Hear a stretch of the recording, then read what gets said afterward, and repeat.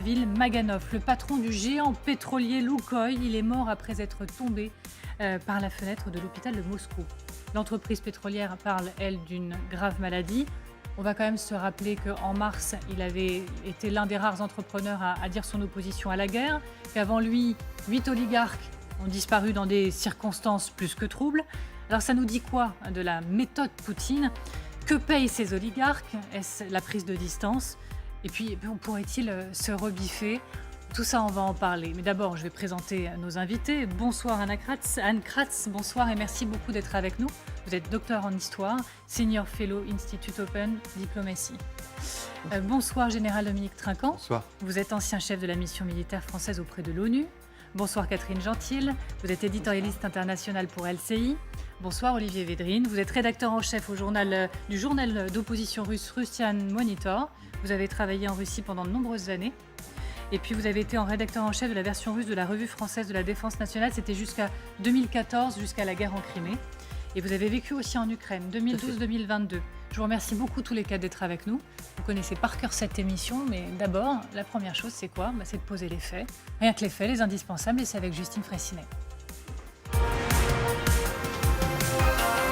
Bonsoir Justine. Bonsoir Amélie, bonsoir à tous. Bon, de qui parle-t-on d'abord quand on parle de ce patron russe? Eh bien, il s'agit de cet homme, Ravil Maganov, vous allez le voir, il a 67 ans, patron de Lukoil, grand groupe privé russe spécialisé dans les hydrocarbures, l'un des hommes d'affaires les plus haut placés de Russie.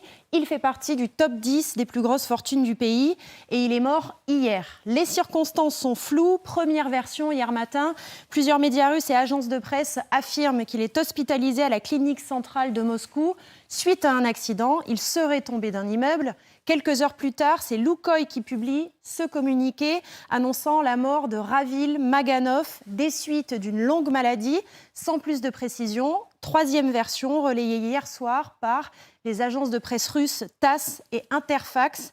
Le président du conseil d'administration de Lukoil, Ravil Maganov, s'est suicidé à l'hôpital clinique central de Moscou.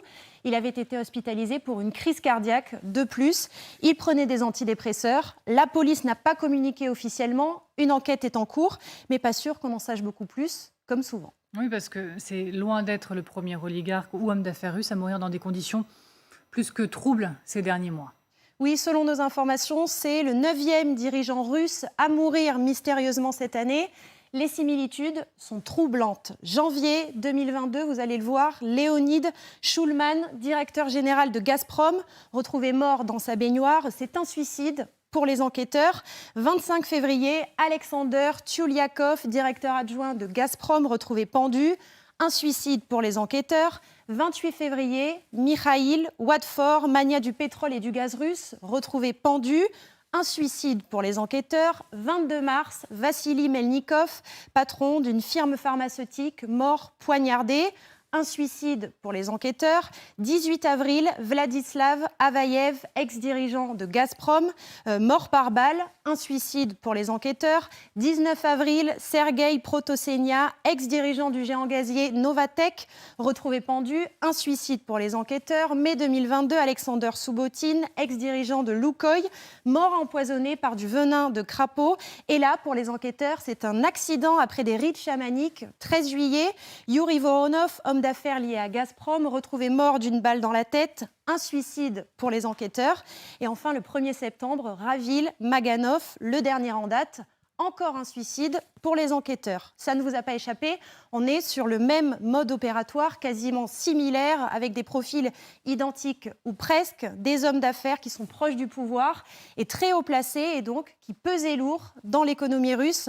Précisons que l'on avait aussi abordé ici 2 accidents suspects qui ressemblaient à des tentatives d'empoisonnement. Celui de Roman Abramovitch, ça c'était en mars, oligarque et milliardaire, et puis celui d'Anatoly Tchoubaïs, ça c'était le mois dernier, à la tête du fonds d'investissement russe Nano. Les 2 ont survécu, mais ils font clairement partie de la série noire qui frappe les oligarques depuis quelques mois. Et ces hommes avaient-ils pris position contre la guerre? Alors, à notre connaissance, aucun ne l'avait fait à titre personnel. En revanche, ils étaient tous dans des entreprises qui étaient en première ligne dans la crise énergétique. On l'a vu avec Gazprom et Lukoil. En mars, Lukoil a d'ailleurs été l'une des premières entreprises russes à s'opposer à l'offensive parce qu'elle subissait de plein fouet les sanctions économiques. Choubaïs, de manière personnelle, et c'est le seul, avait alerté sur, je cite, les dangers de la nostalgie impérialiste. Il avait fui la Russie au tout début de la guerre pour se réfugier en Turquie. Merci beaucoup, Justine, pour cet indispensable. Olivier Védrine, je me tourne vers vous. Je rappelle que vous avez vécu de nombreuses années en Russie. Quand on sous-entend, parce qu'il faut être clair, que le dernier patron en date qui est décédé a été défenestré et qu'il ne s'est pas défenestré, est-ce qu'on est dans une exagération, une dramatisation? On peut se dire les choses. Ah non, mais on n'est pas dans une dramatisation. Je veux dire, ça fait partie des bonnes vieilles traditions. La défenestration, vous savez, ça date de l'Union soviétique. Hein, les empoisonnements, les exécutions sommaires, les gens qui oublient de traverser en regardant les voitures et qui sont écrasés par un Kamaz dont on ne retrouve pas le conducteur. Donc, vous savez, c'est le mode opératoire tout à fait normal. Là-dessus, bon, j'ai pas de grande surprise. Et c'est une purge. Staline faisait la purge parmi les généraux, et Poutine l'a fait parmi les oligarques. Voilà. Pour vous, général, il s'inscrit dans cette macabre série, lui aussi ce dernier patron, patron de Lukoil. Oui, on note que tous ces oligarques sont plus ou moins liés, à part un produit pharmaceutique, à l'énergie. On sait que l'énergie, c'est l'arme majeure aujourd'hui de Poutine. On le sait très bien pour les échos que ça a dans nos pays européens. Et ce qu'on verra aussi, c'est qu'ils dépendent tous de Poutine, mais de quelle mesure Poutine dépend d'eux. Et l'élimination procède d'un renouvellement, en fait, de l'équipe. C'est ça. Parce que gérer les ressources humaines, vous êtes en train voilà, de le dire. Voilà, c'est une façon de faire des ressources humaines. KGB, FSB, tout ça, c'est la même politique, hein, c'est la même façon de le faire. Donc, ce qu'il y a d'intéressant, c'est de voir comment va se faire ce renouvellement et comment Poutine, donc derrière tous ces suicides, ça devient une épidémie, les suicides maintenant, qui va venir prendre la place et quel va être leur pouvoir et leur place réelle dans ce pouvoir. Parce qu'on a bien vu qu'il y a eu une reprise en main par Poutine en 2009 de ces oligarques.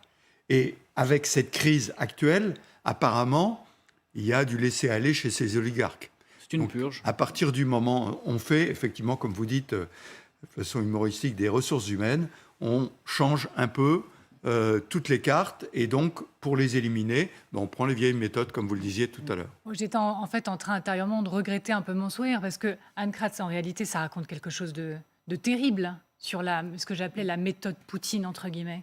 Ça nous dit quoi, dans le fond? Bien entendu, ça veut dire qu'il n'hésite devant rien pour remplacer le personnel, comme vous le disiez à l'instant. Ce qui sera intéressant, c'est intéressant, au-delà de cette liste macabre, de constater cela. Parce que, finalement, les oligarques russes, comme on les a analysés il y a encore quelques années, Poutine leur avait dit « gagnez de l'argent, mais ne vous mêlez pas de politique ». Donc, tout le monde était content. Là, apparemment, il y a eu quelque chose qui a changé aussi de leur part. Ils se sont peut-être prononcés en privé contre une opération spéciale qui allait leur couper les vivres, littéralement, au niveau financier. Et c'est sans doute pour cela que... Enfin, on ne peut pas accuser Poutine sans preuve, mais enfin, la liste est tellement importante, elle est tellement...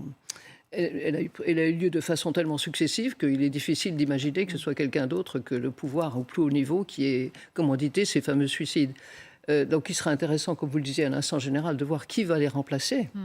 Mais si on veut parler des dirigeants et de Poutine, comme je le disais à l'instant, c'est assez étonnant parce que l'idée c'était que les oligarques gagnent de l'argent, comme je viens de le dire, éventuellement donnent une partie peut-être à Poutine même, puisqu'on a dit qu'il prenait son pourcentage.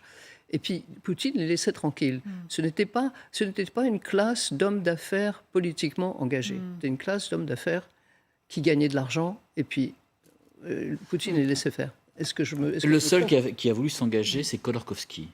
Oui. Il l'a payé 10 ans de prison. Ouais. Enfin, de camp, c'est ça 10 ans de camp avant d'être gracié quelques années plus tard. Après avoir reconnu sa faute. Catherine Gentil. Mais ce qui est intéressant aussi, c'est que cet oligarque s'est donc défenestré de l'hôpital clinique central de Moscou, qui n'est pas n'importe quel hôpital, puisque c'est celui où était Mikhail Gorbatchev, et c'est là où il est mort. Donc, c'est un endroit où il y a des personnalités très importantes qui sont hospitalisées.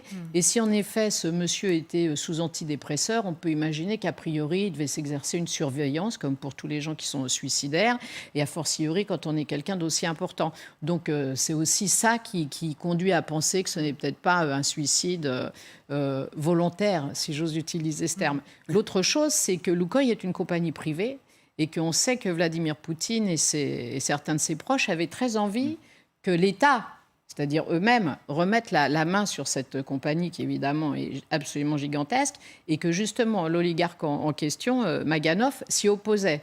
Donc, il s'opposait au fait que l'État reprenne la main sur sa compagnie, et en plus, il s'opposait à la guerre. Ça fait quand même 2 bonnes raisons d'avoir une espérance de vie qui se réduit drastiquement en Russie. Aux yeux de Vladimir Poutine. Absolument.